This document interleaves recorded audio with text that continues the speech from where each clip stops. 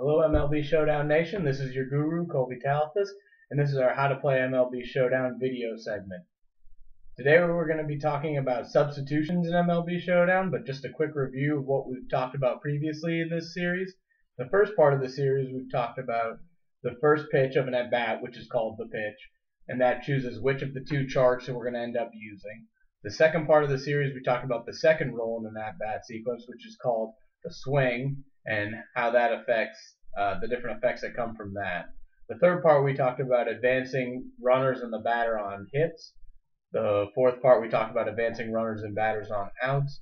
And the fifth part we talked about the defense of each player, of your 8 position players, and how that affects the game.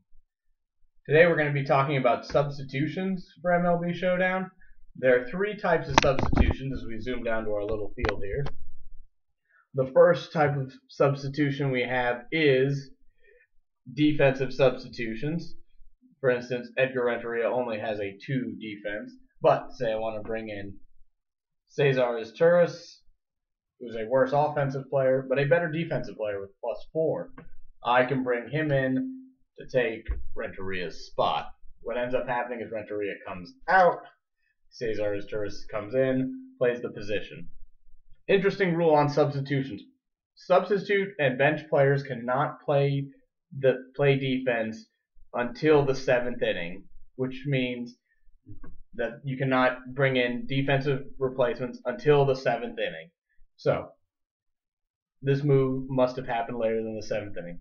Reasons for increasing your defense is to try to help out your pitcher, try to preserve a big lead, and stuff like that. You can bring in defensive players for any of the 8 positions.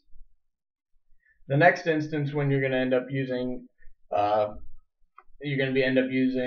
substitute player is when we're doing an at-bat sequence.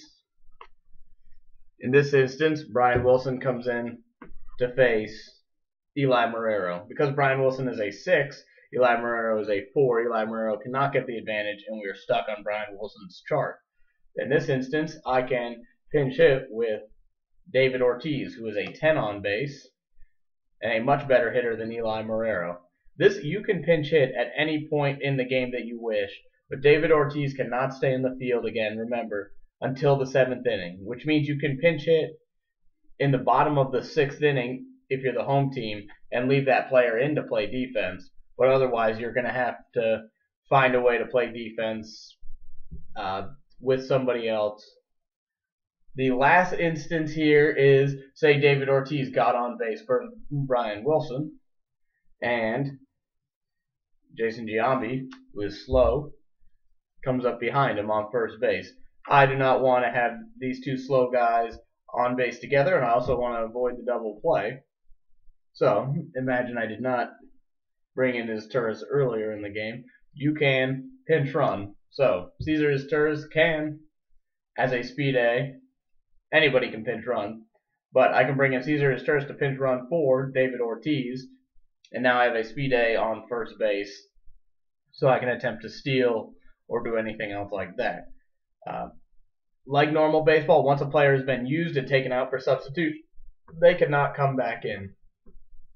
Quick note on how this would look lineup-wise. Because this operates like normal baseball, if all of our players are out here in a lineup,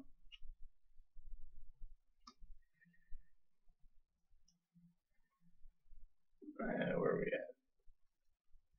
And the pitcher's spot would be here.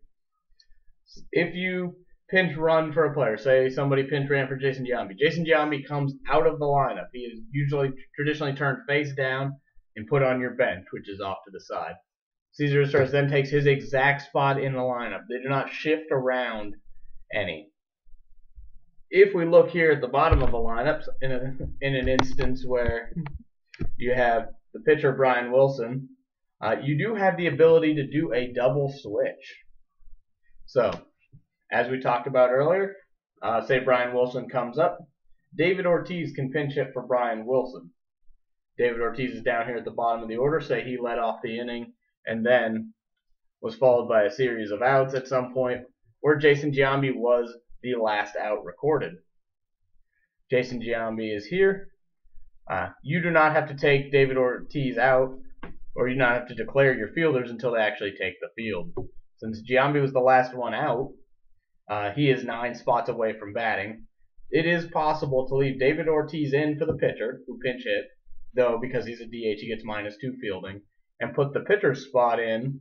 We'll bring in our John Rocker to pitch the next inning. Our pitcher is now batting 4th. This is what we call a double switch, and not a lot of managers utilize this, but it is something you are allowed to do. You are allowed to do double switches. The advantage to that is that you end up keeping more bats in the lineup. And when we talk about pitchers and how they get the advantage or don't get the advantage, you can see why you might want to do that in MLB Showdown. A quick rule here on substitutions and how that works. If you make a substitution that is illegal or ends up putting you in a position where you have to do something illegal, this would be, say you pinch hit for a player prior to the top of the 6th or the bottom of the 6th inning, and a player will have to play defense early. The rule is that you end up with an emergency player, which is usually designated by one of your starting pitchers who's not actually starting that day.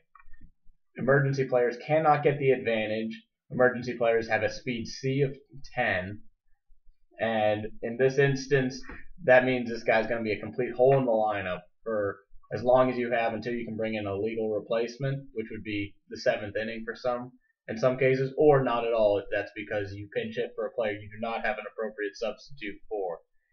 In formats where you do not have all your position players, say you're playing a single year constructed team, it is possible that your team does not have all the position players. It's not possible to start all 8 position players. In this instance, your opponent gets to pick who plays the vacated position, and they're not allowed to be substituted. And they also have a -2 fielding. I know that's a lot to take all at once, but that's how that works if you're playing a type of construction where you do not get to control your team. We'll talk about those more later, but that is a brief summary of all the different substitution styles and your possible options there. I hope you guys enjoyed this, and remember to play for the card.